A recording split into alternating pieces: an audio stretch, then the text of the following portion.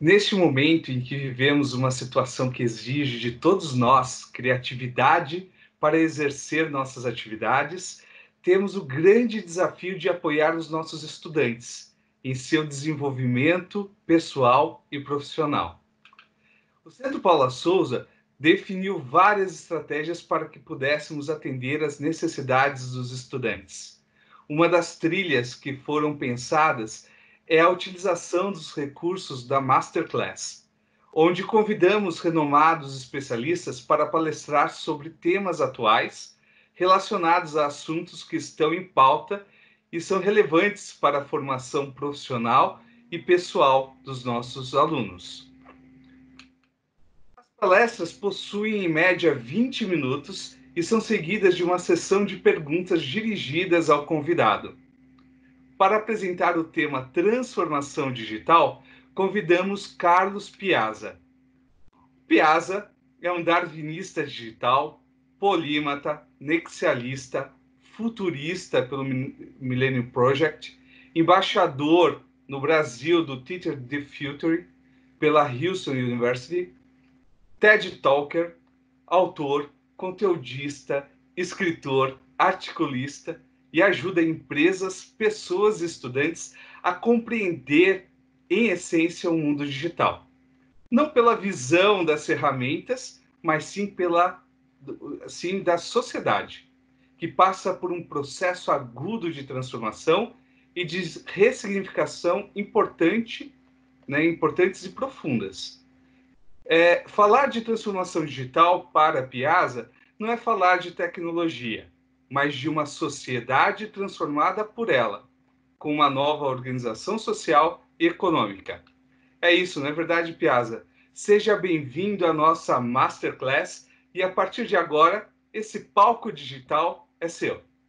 Jefferson, é um prazer imenso estar aqui com vocês, também todos os alunos, todo mundo que nos ouve do Centro Paula Souza, um prazer imenso falar sobre essa coisa tão complicada, tão simples que é a transformação digital. E você tem toda a razão, porque na realidade, quando a gente fala de mindset digital, e isso é o mais complicado que a gente tem aqui, é a gente imaginar de que maneira as tecnologias auxiliam, né, na forma com que elas mudam a própria sociedade, lembrando que sempre a gente fez transformações, porque na verdade quando a gente fala de inovação, e isso tem uma coisa, está ligada à outra, transformação digital, com inovações intrinsecamente tão ligadas, você tem que lembrar que desde o tempo em que o Sapiens convivia com o Neandertal, a gente já tinha uma ressignificação das pessoas através das tecnologias. Então, sempre o homem, o ser humano, veio fazendo e ativando tecnologias sistematicamente para que ele possa se ressignificar. Então, na realidade, a tecnologia ela está no centro de tudo isso, mas ela não determina o foco, ela determina o acelerador que a gente tem para que a gente possa ver qual é o valor que essas tecnologias promovem às pessoas? Qual é o benefício que essas tecnologias dão às pessoas?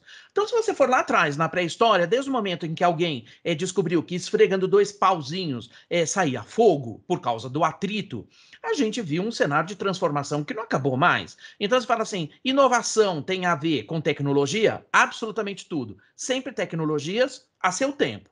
Mas quando a gente olha que está descrito no ser humano, né? No DNA do ser humano, a pegada da inovação e da transformação, isso é uma característica humana, mas assim, inexorável. O homem sempre fica testando coisas, observando coisas, principalmente porque o ser humano, ele tem uma característica que nenhum outro animal vivo no planeta tem, que é você imaginar algo que não existe. Nenhuma outra espécie viva no planeta tem isso. Então, se você ficar parado 10 minutos observando qualquer tipo de sistema, você começa a ter ideias, porque você começa a ver de que maneira, então, você pode promover modificações para benefício da vida da gente mesmo. Então, a descoberta do fogo, do aço, da era do bronze, né, da forma com que a gente viu tudo acontecer, a descoberta da pólvora, a descoberta da ótica, né? Agora, em tempos de coronavírus, fica todo mundo nervoso porque está todo mundo trancado em casa, né? Se você considerar que, por exemplo, Isaac Newton, em 1665, Ele conseguiu fazer 3 coisas na quarentena da peste negra, que foi a descoberta da óptica, a teoria da gravidade, né? E muitas outras coisas na área de cálculo. Ele conseguiu fazer tudo isso trancafiado dentro de casa e conseguia ver o mundo por causa de um buraquinho na janela, né, da casa dele. E ele começou a perceber que a imagem ela ficava ao contrário na parede quando tinha uma lentezinha.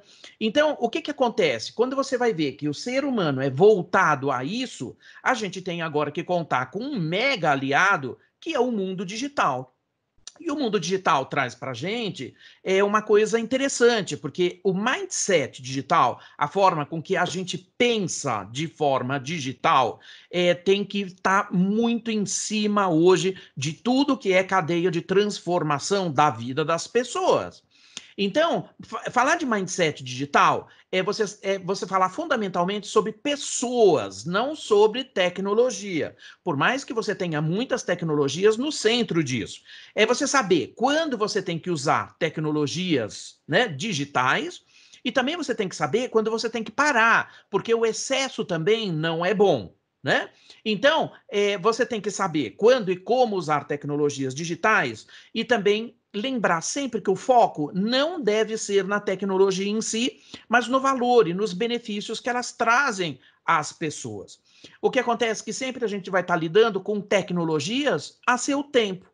Então, como a gente falou do pauzinho, né, que esfregado, ele por atrito gera calor, que faz pegar fogo, você faz uma fogueirinha, automaticamente se descobriu também que isso poderia fazer uma coisa incrível naquela época, que era transformar os alimentos pelo fogo. E o nome que a gente dá para isso é gastronomia. Então você vê que uma coisa puxa a outra, e puxa a outra, e puxa a outra, e puxa a outra, e aí a gente vai ver que vivemos finalmente em tempos exponenciais, onde a gente vai ver que a lei de Moore ela é fatal, fatal sobre nós, né? Para não falar coisa difícil, porque aqui também a gente não está para falar coisa difícil, né? O século XXI, ele ficou marcado como o século onde a gente está vivendo acelerações dos ritmos de mudanças que são muito agudas, causado pelo crescimento exponencial das tecnologias. Na verdade, a lei de Moore fala, né, que a tecnologia ela dobra sobre ela mesma. A cada 1 ano e 8 meses, e hoje a gente consegue observar que o ciclo de custo dessa tecnologia cai à metade. O que acontece é que a tecnologia, numa resposta exponencial, ela veio desde sempre muito quietinha, muito quietinha, muito quietinha, porque o tempo era outro. Então, quando você pega tudo isso que a gente tem e coloca a função do tempo em cima, por que que vivemos tempos exponenciais? Porque uma curva exponencial, ela vem quietinha, quietinha, quietinha, quietinha, embora esteja dobrando sobre ela mesma, mas o incremento é muito pequeno, então você não vê. O que aconteceu é que ela ficou visível, essa curva ficou visível aos olhos humanos em 1950, nos anos 90, que foi a década da chegada da internet, a internet relacional 2.0, essa curva ficou muito pronunciada. Então a gente começa a ver coisas que chegam sobre a gente que a gente até mesmo duvida, né? Porque você fala assim, uau, então quer dizer que de repente tudo aquilo que eu pensei um dia como um filme de ficção tá tudo sobre a gente? Por quê? Porque o ser humano é o único ser vivo no planeta que consegue imaginar coisas que nunca aconteceram. Isso é o que marca essa grande capacidade da gente criar inovações usando tecnologias ao nosso tempo. Só que, de alguma maneira, a tecnologia desponta rapidamente, porque ela é exponencial. Enquanto o nosso pensamento humano, ele é linear. E aí que começam a dar os problemas, porque a gente fala de coisas que estão muito avançadas e as pessoas, resistem, resistem, resistem, né? E quando a gente for olhar, então, a lógica do que foi, né, foram as revoluções industriais, tem coisas que a gente leva susto no fim, leva muito susto no fim, porque, na verdade, a gente não está preparado para ver as coisas que a gente sempre teve. Então, quando você olha, por exemplo, tecnologias exponenciais que vem turbo a seu tempo, né? Turbo a seu tempo. As revoluções industriais, e elas não têm mais do que 200 anos sobre nós, elas fazem coisas incríveis.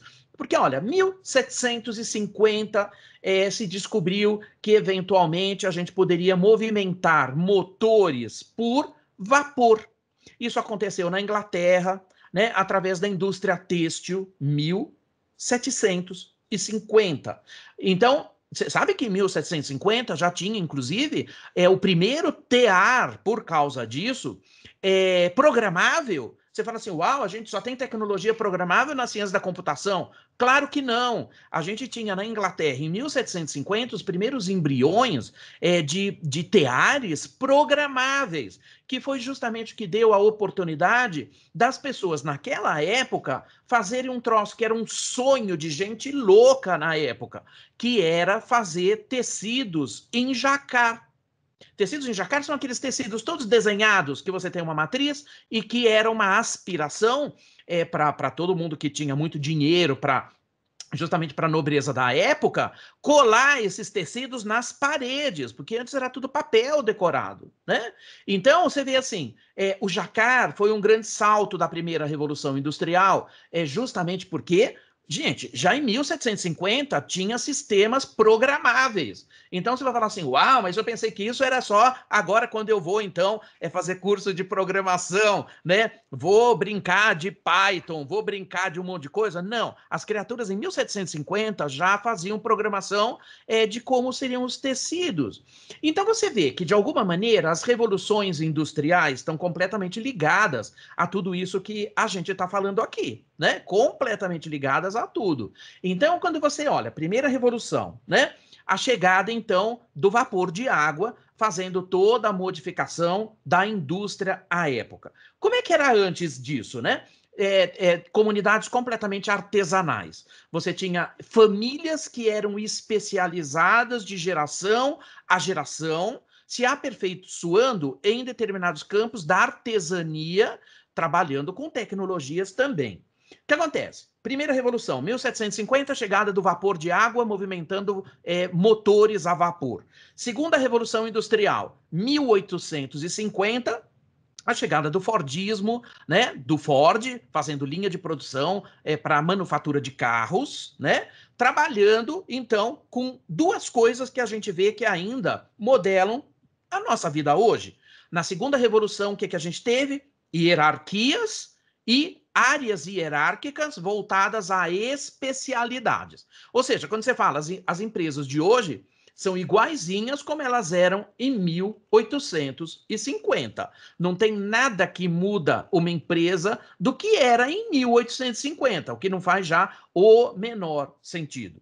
Quando você vai para a terceira revolução industrial, 1990, toda a revolução da tecnologia, onde a gente começa a viver o overflow da tecnologia sobre nós. Então, chegada da internet, a chegada da revolução 2.0, que faz com que as pessoas tenham definitivamente a posse da conversação, para que elas sejam protagonistas. Internet 2.0, internet da transação, que começou a permitir com que a gente comprasse, vendesse, com que a gente se relacionasse. A gente veio uma revolução absurda, porque você fala assim, você tinha só 5 mídias na época: televisão, rádio, jornal, outdoor e billboard. 5. Olha, 5. Estonteantes mídias. Hoje, quando você vai olhar, tem mais de 3 mil no planeta. Isso é uma coisa de maluco. Todo dia tem mídia nova. Mídias sociais, mídias antissociais, né? Onde você tem muito conflito. Por que tem conflito? Porque as pessoas são protagonistas. E aí as redes né, digitais se organizam por manchas arquetípicas. Por isso que tem muito choque, por isso que tem polarização, né? Mas as pessoas assumindo o poder da fala para elas, não tem nada que tire elas do seu poder legítimo de expressar sua própria palavra. Isso é uma revolução digital em si, porque aí sim o salto que a gente deu foi violento, né? Nós estamos indo a passos largos para uma outra revolução. E antes disso, a gente teve, então, que parar no ano de 2012, quando a gente viu, então, a quarta revolução industrial, que é uma revolução já muito diferente do que a gente viu, por causa do mundo exponencial. Então, que a gente traz sistemas cyber-híbridos, né? Onde a gente começa a ter automação, coisas esquisitas que as pessoas sempre falam assim, mas as máquinas fazem coisas? Fazem. As coisas mais absurdas que você puder imaginar. E aí as pessoas falam assim, não, mas elas todas são programáveis, eu posso modificar a programação? Não, criatura, a partir da quarta revolução, começamos a ter sistemas cyber-híbridos, máquinas que pensam sozinhas, que criam rotinas sozinhas, que decidem caminhos e operam, né, determinadas plataformas por causa da automação. Então a gente começa a ver o ser humano um pouquinho deslocado disso, né? Porque agora as máquinas conseguem fazer muita coisa que os seres humanos faziam tão somente. Nós temos que o pé na quinta revolução industrial, que é a convergência homem-máquina. Ora, a lei de Moore, nessa escala exponencial que a gente tem, Jefferson, fez uma coisa absurda, porque ela foi muito além do que nós temos da adaptabilidade humana. Então, na realidade, o nosso cérebro é muito linear, mas a tecnologia está rodando exponencialmente.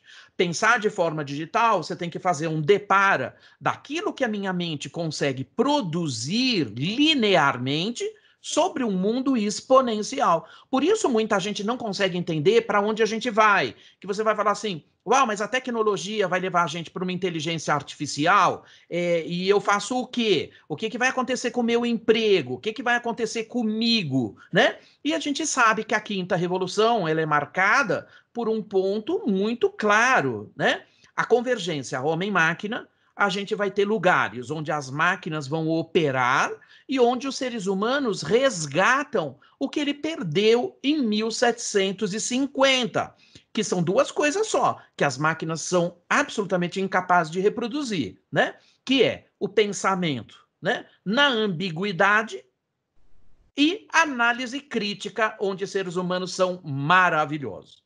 A crítica que a gente faz é que, desde a primeira Revolução Industrial, indo para a segunda, 1850, é impressionante como as pessoas gostaram de se parecer com máquinas obsoletas, né?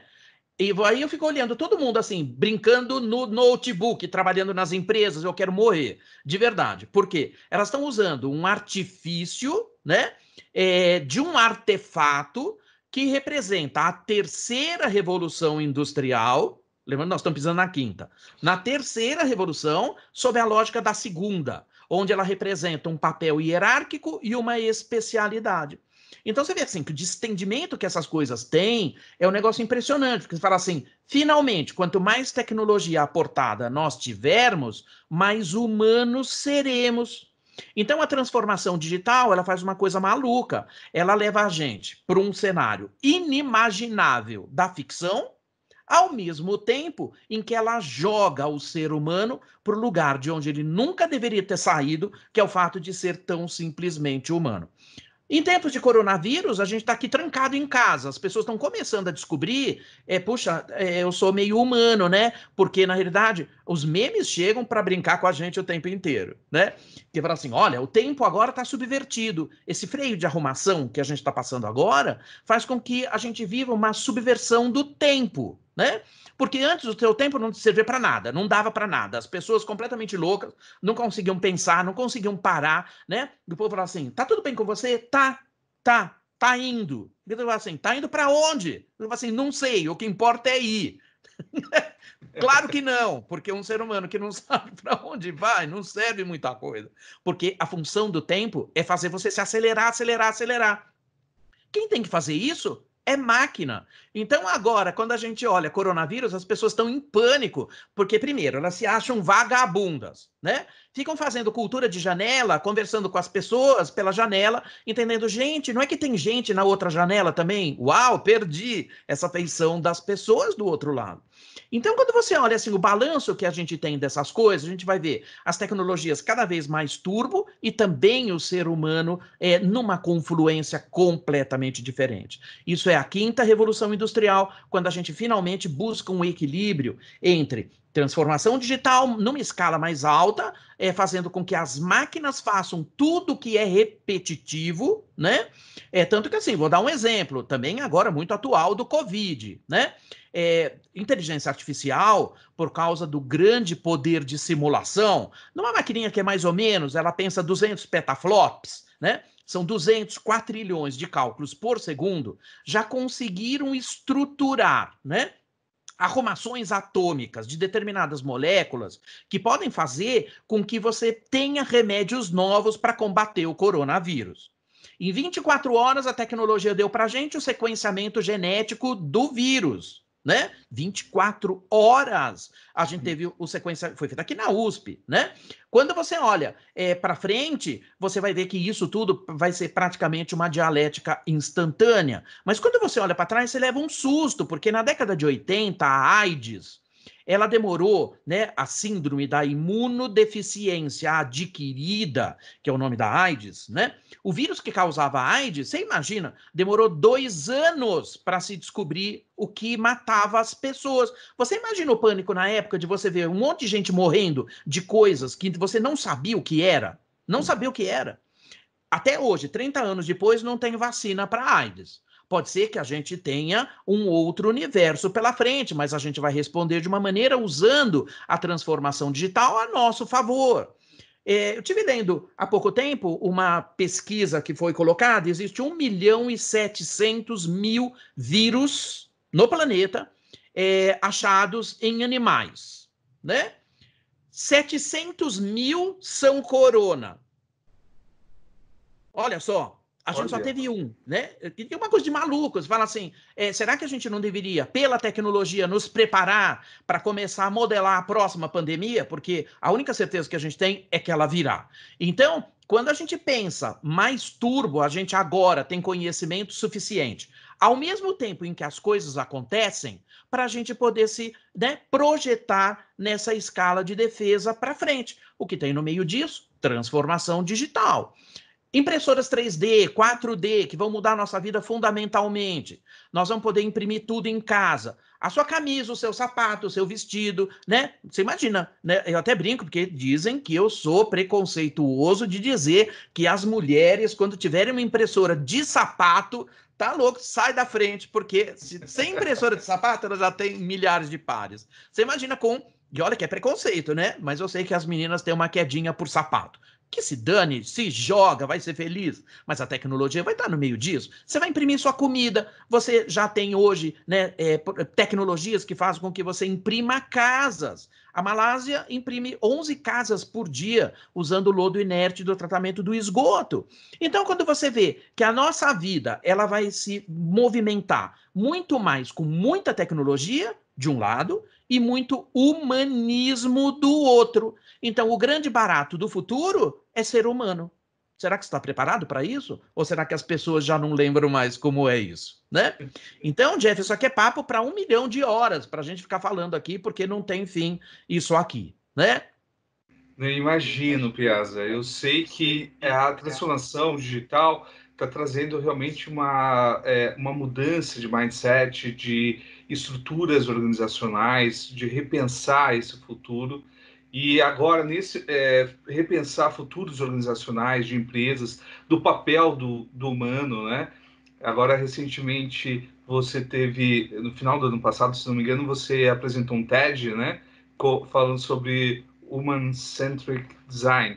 Não foi Isso. isso? Human-Centered Design, isso. Legal. E eu percebo realmente que nós estamos reinventando, precisamos mudar um pouco do desenvolvimento tecnológico olhando para o ser humano. Acontece muito desenvolvimentos tecnológicos de inovação, mas pela inovação em si, e deixa de lado o ser humano.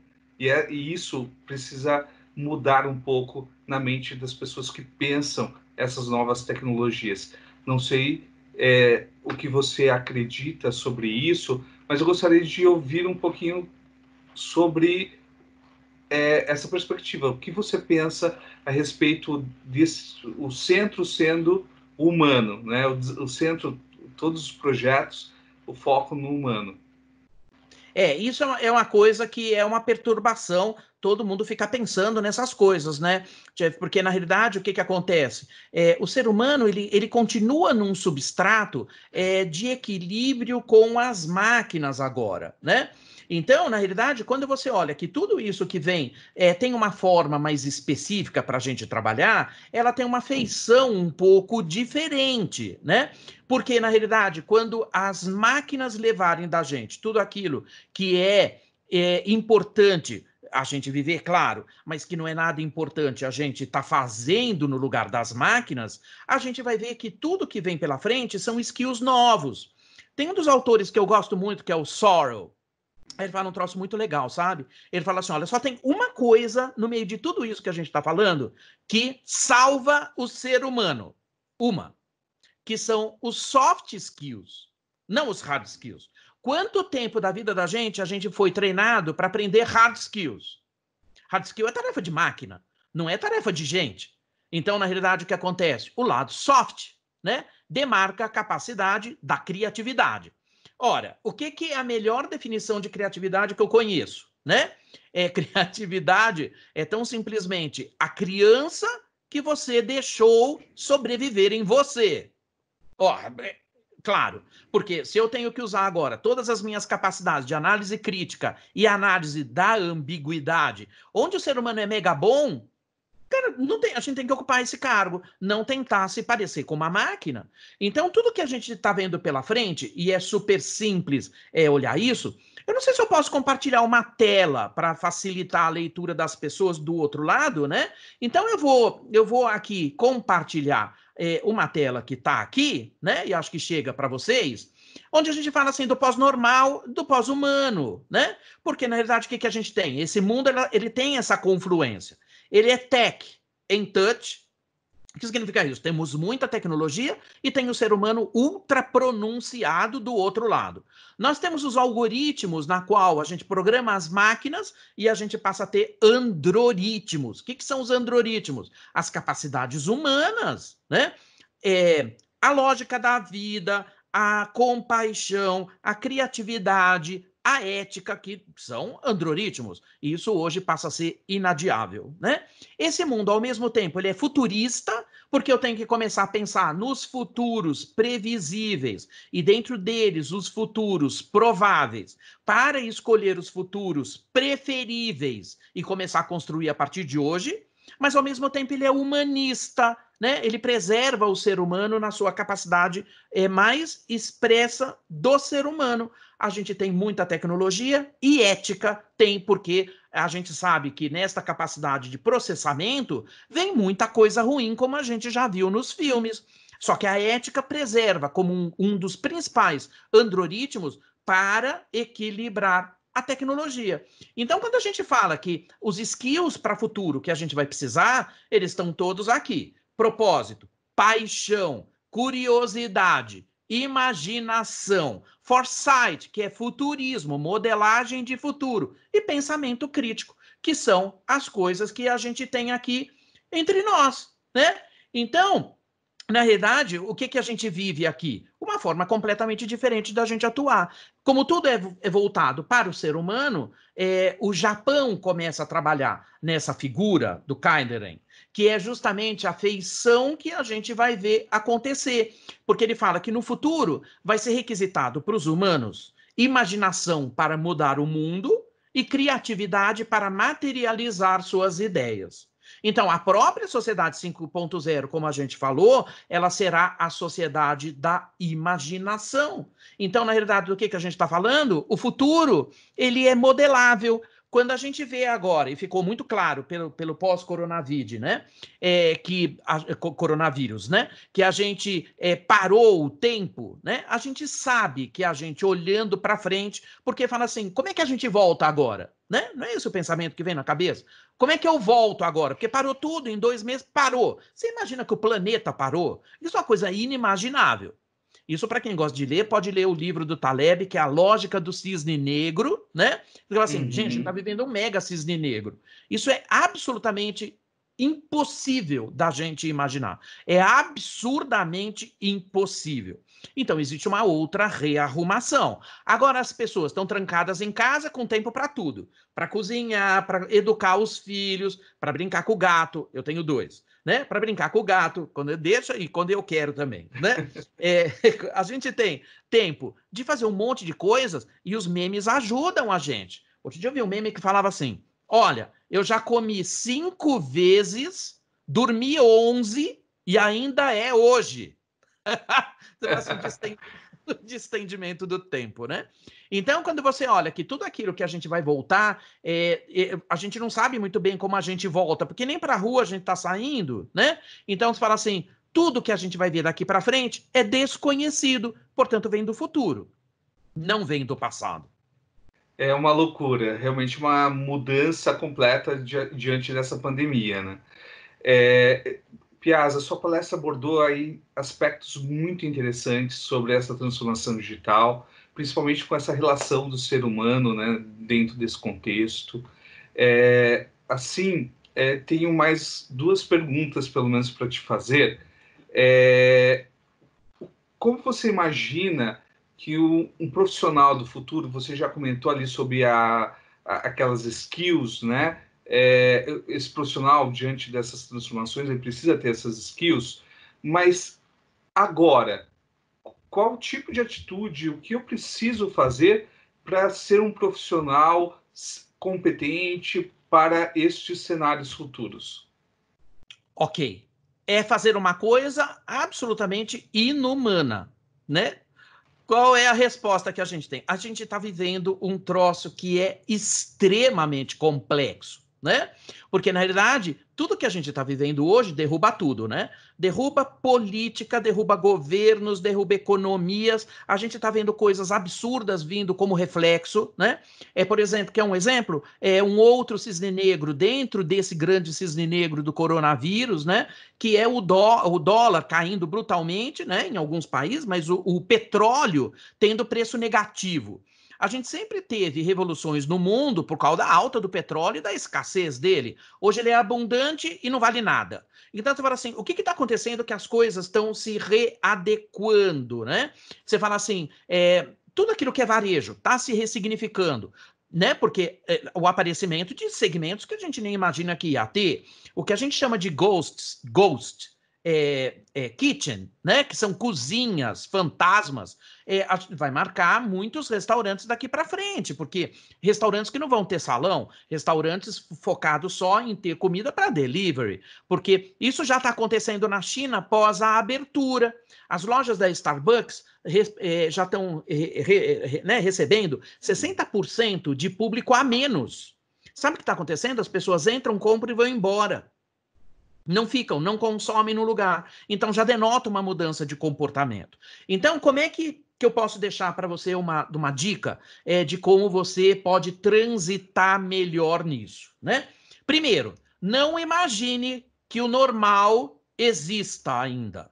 As pessoas falam assim, não vejo hora de voltar para o normal. Então, hashtag presta atenção, ele não está lá mais, tá bom? Aquilo normal que você viveu 2 meses atrás não está mais lá. Existem outras coisas no lugar. Então, ter a consciência de que a gente passou por um processo de mudança profunda é um fato inexorável. Segundo, para quem trabalha e quer trabalhar com transformação digital, acabou a era da gambiarra digital. As empresas tiveram que fazer em 4 dias tudo aquilo que elas não fizeram em 10 anos. Assim, tem até meme, né, que saiu. Quem foi o responsável pela transformação digital na sua empresa? Foi o CIO, foi o CEO, foi o coronavírus. Claro que foi ele. Aí todo mundo teve que sair correndo. Para quê? Gente, agora é home office, não pode ficar na empresa, ninguém sai de casa. E, gente, nada aconteceu. A produtividade subiu, as pessoas tem gente como eu que fala que a gente está trabalhando mais. Eu estou trabalhando mais, né? Porque, além de tudo, a produtividade é extremamente alta, eu não tenho que me deslocar, o planeta agradece magnificamente bem. A NASA, para você ter uma ideia, soltou um estudo há cerca de 10 dias atrás, mostrando que a vibração do planeta baixou a 1/3 do que era. Porque a atividade do ser humano no planeta é extremamente danosa, tanto que ele fez um alerta de possibilidade, você vê como esse mundo é complexo, está tudo interconectado, né? Da possibilidade de se ter novas erupções vulcânicas, porque quando a vibração baixa, a atividade no subsolo aumenta. Então, na realidade, o que acontece? Porque não fica abalos sísmicos distribuídos, como a NASA fala, né? Como o planeta está mais quieto de vibração, isso favorece erupções. O que a gente teve? Krakatoa e o Etna entraram em erupção na semana passada. Então, confirmando o que a gente está falando. Esse mundo ele é todo conectado. Ele não posso mais olhar ele por fragmentos. Então, primeiro, né? Ser facinho. Ser facinho acelera barbaramente tudo isso. Não se assustar, porque hoje ganham as pessoas que gostam do caos. Gostam do caos, tem que ressignificar o que está trabalhando, né? Não se verga, gente que estuda sozinha, gente que é apaixonada pelo que faz, tem assim uma saída brilhante em cima disso, muito à frente de muitas outras pessoas. Não dá para resistir num ambiente como esse, porque as mudanças são um fato. Então, tudo que eu deixo de dica é isso. Primeiro, seja muito ágil. Trabalhe para desconstruir, para fazer desconstrução criativa ou destruição criativa para substituir coisas que já não fazem mais sentido, né?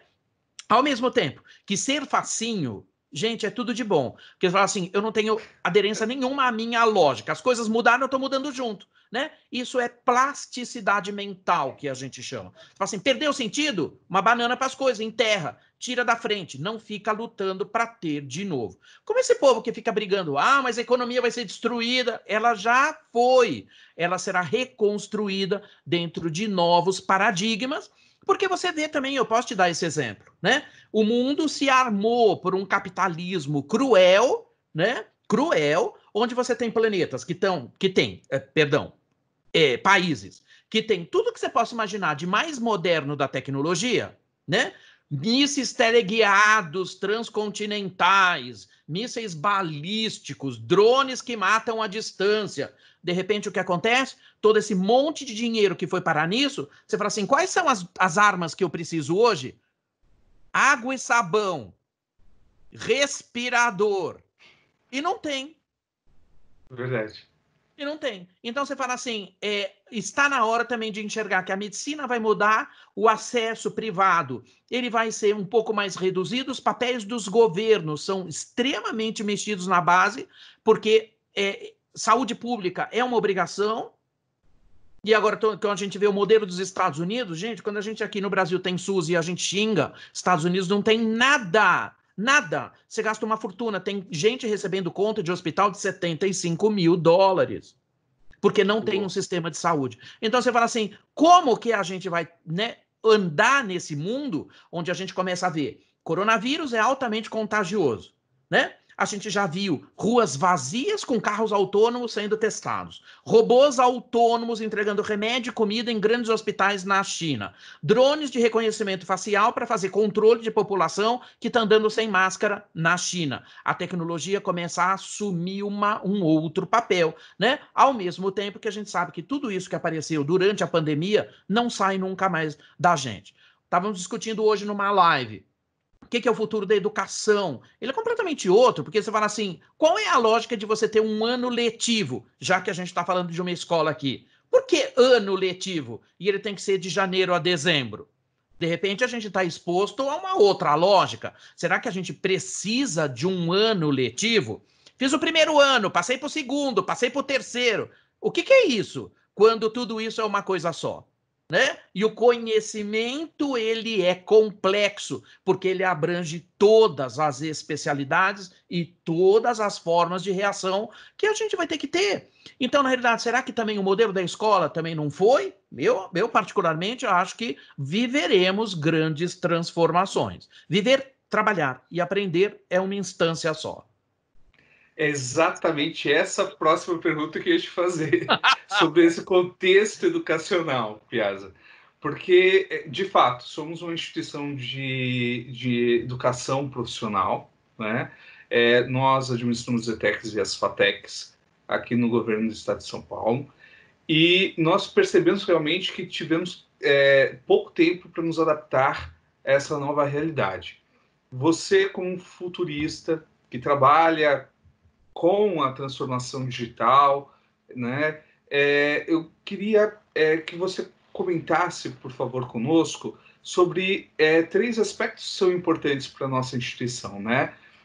As transformações que talvez você perceba sinais para os professores, os alunos e a própria instituição, a escola, né? Se você percebe alguns sinais de mudança, possibilidades nesse futuro próximo, nesse futuro pós-Covid, pós-pandemia.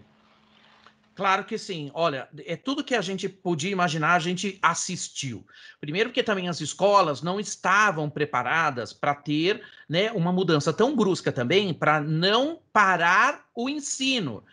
Mas existe muita gente preocupada em manter o ano letivo.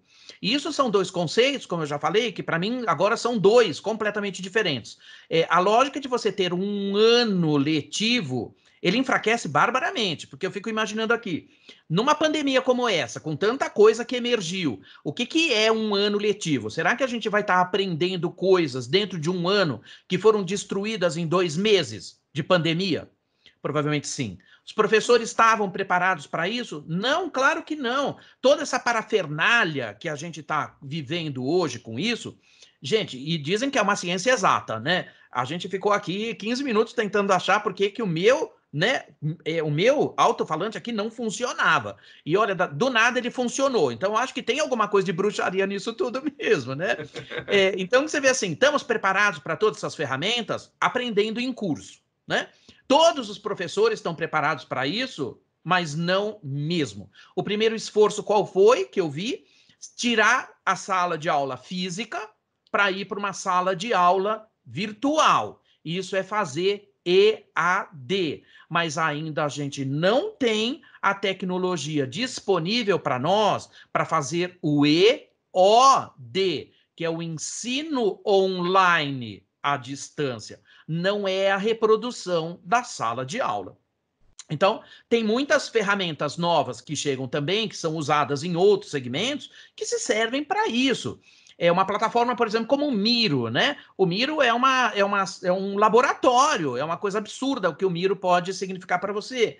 Grupos, mesmo que distantes, trabalham em conjunto, post-it virtual, lousas virtuais, painéis virtuais, figuras, Lego, né? Virtual, que você pode trabalhar, inclusive, em conjunto com times diferentes. Isso tudo já tem. As escolas de design já usavam isso. Agora isso chega para nós. A lógica é diferente. Então, o que acontece agora com o professor, né?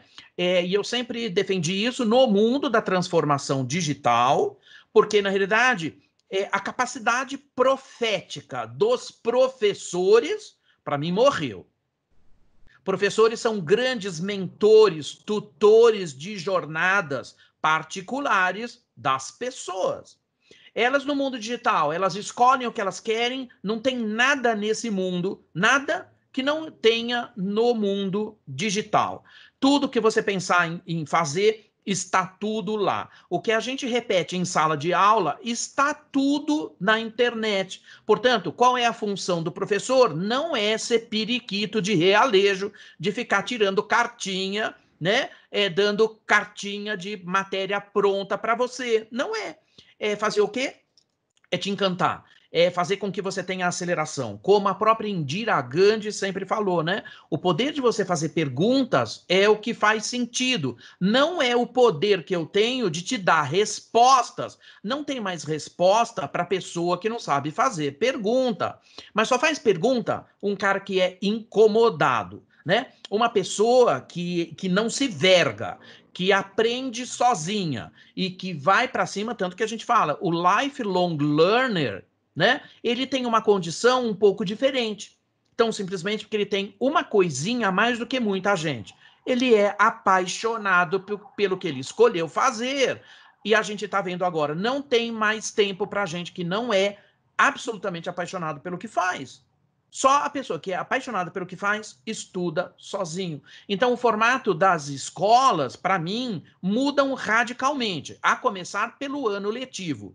Não faz sentido mais eu ter uma jornada que eu falo assim, passei do primeiro para o segundo ano. O que é isso quando a gente tem velocidade exponencial? Onde tudo que você viu ontem está sendo desfeito hoje. Né? E é inexorável que a gente mude de modelo, mas a gente vê que professores não estão preparados para isso. Tem uns que eu vou te falar, ô Jefferson, são uns horrores, né? E aí eu dou todo sentido para as pessoas que falam assim, credo, isso aqui é uma droga total, o cara não sabe passar conteúdo. Claro que não. Eu tenho dado aulas de 4 horas. Você imagina o que é encantar uma plateia durante 4 horas quando a gente não está se vendo. E pior, você está falando e as pessoas continuam ouvindo, que é o modelo de sala de aula. Quem está de pé fala, quem está sentado ouve. Diga, não tem sentido. A gente tem que ter atividades para as pessoas poderem pensar de forma rápida, de forma ágil, entendendo que eu não tenho as respostas com uma única especialidade. Hoje, eu preciso de todas as especialidades, e isso é o que marca um profissional polímata. Um polímata usa toda a ciência e todo o conhecimento sobre várias ciências diferentes para poder explicar os fenômenos que a gente tem. Portanto, a causa e efeito não é mais o que a gente tem. Eu não consigo analisar o mundo sob causa e efeito. Eu não posso ensinar isso mais na escola. Então, percepção, criatividade turbo, a forma com que a gente age rapidamente, a forma com que a gente se volta para os conteúdos. Eu tenho um desafio, eu vou estudar no momento, né? Eu vou buscar informação no momento. Gente, até para trocar pistão hidráulico de cadeira de escritório tem no YouTube, você pode ter certeza que tudo que você possa imaginar está no meio digital. É só a gente buscar informação e ativar o conhecimento para criar novas plataformas. Eu acho que a escola vai passar por um momento diferente. Concordo, e boa parte do que você falou, eu acredito realmente que nós vamos ter aí uma transformação bem significativa. Já estamos, né? Estamos aqui com a Masterclass exatamente com uma nova ferramenta dessa transformação nestes momentos de pandemia para os alunos do Centro Paula Souza. Né? É uma ferramenta nova que há poucas semanas não se tinha, nós não pensávamos nisso e agora estamos utilizando ela, não é? Então, Piazza, eu quero agradecer muito sua disponibilidade de nos atender, compartilhando o seu conhecimento, né? Você é uma pessoa extraordinária que eu sigo nas redes sociais porque eu sei da qualidade daquilo que você fala, da pesquisa que você faz, do seu trabalho. Então, quero agradecer profundamente a sua disposição de compartilhar conosco essas suas ideias, esse seu conhecimento e, principalmente, por se colocar à disposição de bater esse papo com os nossos alunos, que eu tenho certeza que gostaram bastante daquilo que foi dito aqui. Bom, eu agradeço, eu é que agradeço, porque como eu dei a dica, eu também sou facinho. Então, como eu sei que tudo que o Centro Paula Souza faz tem um valor extraordinário e que também a gente tem os alunos que dependem da nossa visão, e como eu sou facinho, é só de raiva, tudo aquilo que você me convidar para fazer, eu farei. Então, para mim é um prazer gigante estar aqui, né, transmitindo tudo isso para todo mundo que vai se ressignificar e que também vai ajudar a ressignificar o planeta para frente. Feliz da vida. Ah, que ótimo, Piazza, bom saber. E para você, estudante que está vendo este momento, essa palestra com o grande amigo, palestrante, darwinista digital, Carlos Piazza, é uma injeção de ânimo para você mudar o seu comportamento e trabalhar esse aprendizado pela vida, né? Por toda a vida. Então, fica aqui um momento, um pensamento profundo sobre transformação digital e as transformações, principalmente, que você deve fazer para aproveitar esse futuro pós-Covid. Um abraço e até a próxima. Até já. Até.